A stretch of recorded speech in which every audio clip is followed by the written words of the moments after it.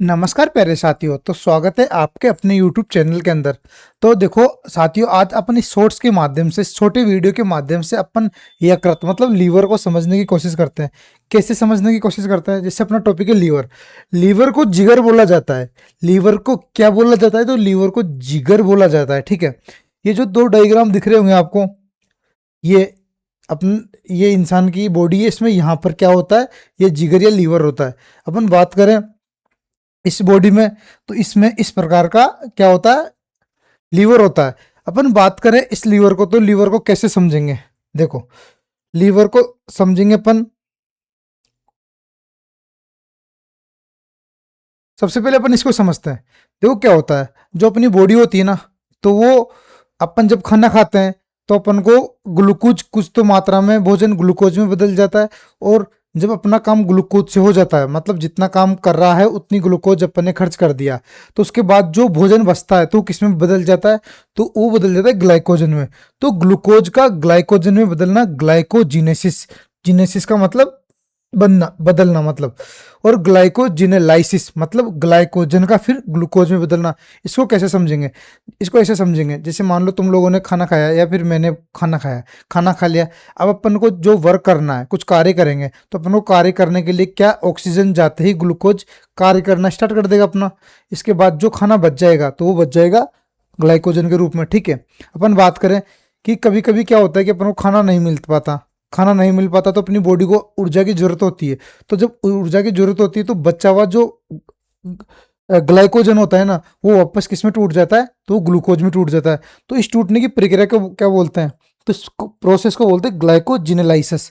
इसके बाद अपन समझते हैं, इसके बाद अपन बात करें इसके कुछ विभिन्न फैक्ट्स। इन फैक्टों को अपन ऐसे समझते हैं, जैसे सबसे पहले अपन स्टार्टिंग में मैं बात करता हूँ कि लीवर। लीवर सबसे बड़ी ग्रंथि है अपनी बॉडी की, सबसे बड़ी क्या है? ग्लैंड है। इसके बाद लीवर औषधियों का पाचन भी करता है। ठीक है। लीवर क्या है? सबसे बड़ा आंतरिक अंग मतलब इंटरनल ऑर्गन, सबसे बड़ा बिग लार्जेस्ट इंटरनल अंग। इसका वजन है जो 1500 ग्राम के आसपास होता है। इसका अध्ययन मतलब लीवर का अध्ययन या जिगर का अध्ययन हिपेटोलॉजी कहलाता है। क्या कहलाता है? हिपेटोलॉजी। इसकी संख्या, इसके नंबर्स कितने होते हैं? एक। राइट साइड, ये किधर होता है? अधिकतर राइट साइड में होता है, जैसे कि मैंने आपको डायग्राम में दिखाया था। अब देखो, लीवर से संबंधित रोग कौन कौन से होते हैं? तो इसमें से अपन को एक रोग तो पीलिया होता है। ठीक है। अब पीलिया के अंदर दो वर्णक होते हैं, बिलरुबिन और बिलवर्डुन। तो बिलरुबिन के कारण है ना, अपनी बॉडी का रंग पीला पड़ जाता है। कौन से वर्णक के कारण? बिलरुबिन वर्णक के कारण। जब इसकी मात्रा ज्यादा हो जाएगी, मतलब इसकी मात्रा ज्यादा हो जाएगी, तो इसका अपन बॉडी का कलर पीला पड़ने लग जाता है। और एक हिपेटाइटिस, इसमें ये रोग किससे संबंधित है? तो कभी पूछ ले मान लो कि हिपेटाइटिस और पीलिया रोग किससे संबंधित है, तो ये है लीवर से। अपन बात करें लीवर सिरोसिस। लीवर सिरोसिस एक क्या होता है? एक सूजन हो जाती है लीवर में।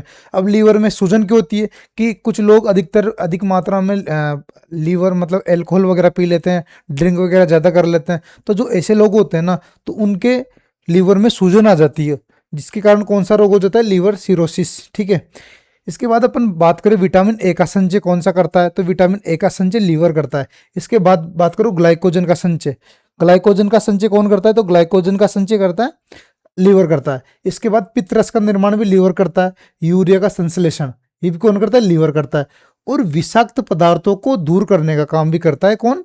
लीवर। तो लीवर के कितने उपाय है देखो, इसके कितने यूज है।